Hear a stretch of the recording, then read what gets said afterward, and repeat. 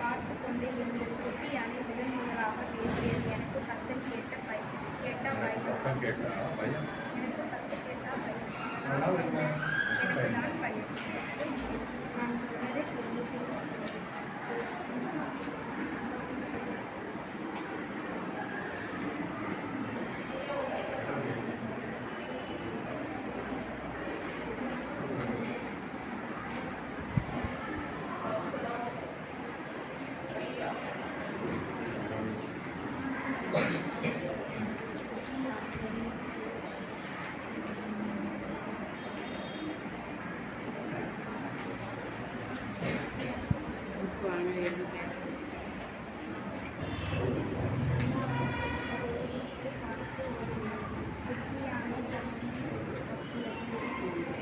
படத்தை என்ன செய்யணும் வரை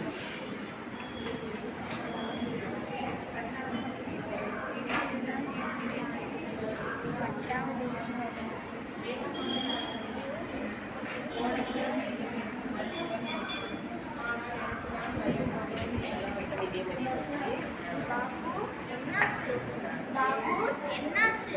ஐயோ, எனக்கு வருதே, முகம் அசிங்கமாகி விடுமே. அதனால் என்ன? இந்த வயதில் வரும் பருவமும் அழகுதான். போகலாம்.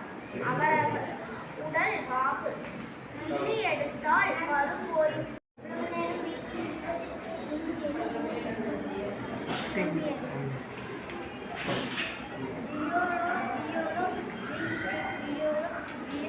டியாலோ டியாலோ டிங்கிரி டிங்கிரி டியாலோ பாடிக்கொண்டு நடந்தது. வழியில் ஒரு குளம். ஆமை ஜாலியாக நீந்தியது. பச்சை வாசிப்பு இயக்கம்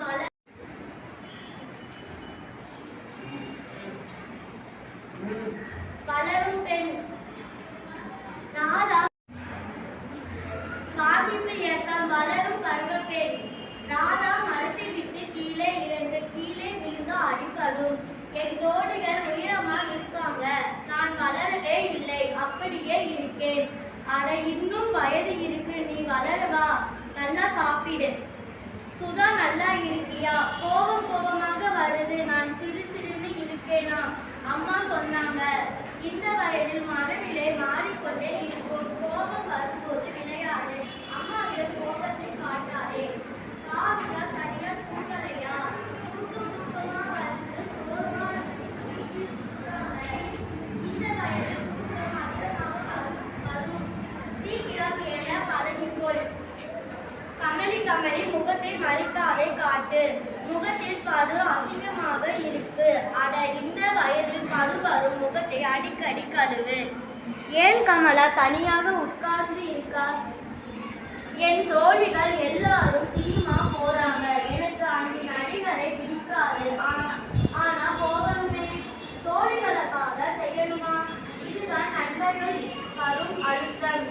நிதானமாக யோசி, சரியான முடிவு எடு. என்ன ஆச்சு மாலா?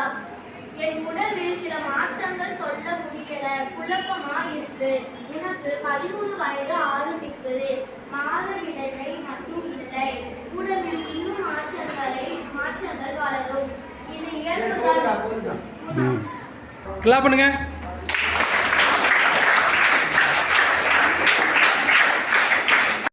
பின்னாடி 2 விரல் முன்னாடி. இடது கையில புக்கை இப்படி பிடி. 3 விரல் பின்னாடி இருக்கணும், 2 விரல் கரெக்டா பிடிச்சிருக்கீங்களா? தூக்கி காமிங்க. எல்லா புக்கும் தூக்கி காமிங்க.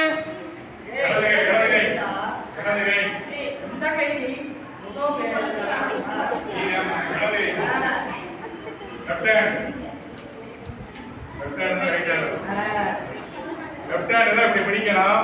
வாசிக்கும் போது என்ன செய்யணும்னா, நம்ம வலது கை இருப்பதியா, நம்ம விரல் வச்சு வாசிக்கணும். குட்டி யானை படகு வாய்ந்தது, பெரிய படகுகள், இப்படி விரல் வச்சு வாசிக்கணும். வாசித்து முடிச்ச பின்னாடி இந்த பேப்பர் எடுத்து அப்படியே திருப்பி இந்த விரலை பிடிச்சிட்டு திரும்ப அப்படி பிடிச்சிக்கணும். மாறாது, பக்கம் மாறாது, அப்படியே பிடிச்சிக்கணும். புரியுதா? இப்படிதான் வாசிக்க பழகணும். வாசிக்க பயிற்சி தான் இருக்கணும். இந்த பேப்பர் தைக்கும்போது எடுத்துட்டு திரும்ப அப்படி பிடிச்சிக்கணும். மாறாது. சரியா? வாசிக்க பயிற்சிக்கு புத்தகத்தை பிடிக்கிற முறை ரொம்ப முக்கியம். இந்த மாதிரி பிடிச்சிக்கிறது. எப்பயுமே இதே மாதிரி பிடிச்சி பழகி இந்த விரல் ஆள்காட்டி விரல் வச்சு என்ன செய்யலாம்? விரல் வச்சு சுட்டி காட்டி படிக்கணும். இப்போ மட்டும் இல்லை, உங்களுடைய பாட புத்தகம் வகுப்புலையும் சரி, எப்பயும் சரி, இந்த மாதிரி வச்சு படிச்சீங்கன்னா எப்பயும் நல்லா இருக்கும். நிறைய புக்கை படிக்கலாம், நிறைய ரொம்ப நேரம் படிக்கலாம். அது மாதிரி வாய் விட்டு படித்தோம்னா நமக்கு வாய் வலிக்கும், ரொம்ப சோறு உண்டாகும். அதனால என்ன செய்யணும்னா கண்ணு மட்டும்தான் பார்க்கணும். கண்ணு பார்த்து அப்படியே கண்ணு மட்டும்தான் ஓடணும். உதடே அசையக்கூடாது. உதட அசையாமல் படிக்கணும். அதான் வாசிப்பு. சத்தம் வெளியே வரக்கூடாது. பாரு பின்னாடி சத்தம் வருது பாரு. பயிற்சி இப்படிதான் இருக்கணும். உதட அசையாம படிக்கணும். கண்ணு மட்டும் போயிட்டு வரணும். அது இருக்கலாம் உங்க மனசுக்குள்ள பதியணும். சத்தமா வாசிக்க சொல்லும்போது சத்தமா வாசிக்க தெரியணும். அதையும் பழகிக்கணும். சரியா? சக்தி என்ன செய்யுமா? அதிகரிக்கும்.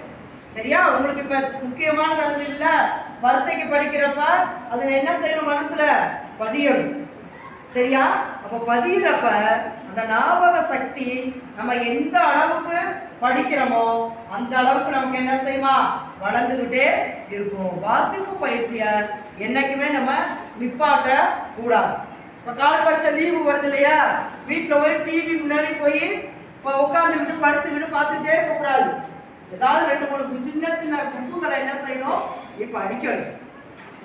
படிக்கிறப்பதான் என்ன சக்தி வரும்னு சொன்னேன்? ஞாபக சக்தி வரும். படிக்கிறது நம்ம விட்டுட்டோம்னா ஞாபக சக்தி இல்லாம போயிடும். சரியாடா? அதனால நல்லா படிக்கணும். வாசிப்பு பயிற்சிய நல்லா மேம்படுத்திக்கணும். சரியா? எங்க போனாலும் வாசிக்க தெரியாதுன்னு சொல்லக்கூடாது. இப்ப என்ன கேட்பாங்க? முதல்ல எடுத்த உடனே என்ன கேட்பாங்க? வாசிக்க தெரியலன்னு கேட்டா என்ன கேட்பாங்க? வெரி குட், எந்த ஸ்கூல்ல படிக்கிறேன்னு கேட்பாங்க. சரியா? நம்ம பெரிய பள்ளிக்கூடத்துல படிக்கிறோம். சரியா? இங்க எத்தனை உனக்கு மேல அக்காமாரெல்லாம் நிறைய பேர் இருக்காங்க, நிறைய டீச்சர்ஸ் இருக்கிறோம்.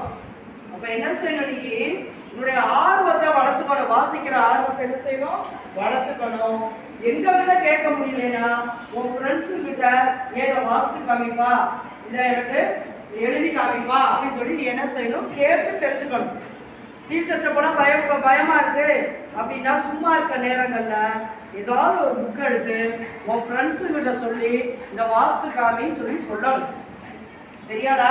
அப்படி வாசிப்பு பயிற்சியை மேம்படுத்தி உங்களுக்கும் இந்த பள்ளிக்கும் பெருமை சேர்க்கணும். சரியா? எத்தனை பேர் சேர்ப்பார்? Very good. சரி, கை கீழே கொடுக்கும்.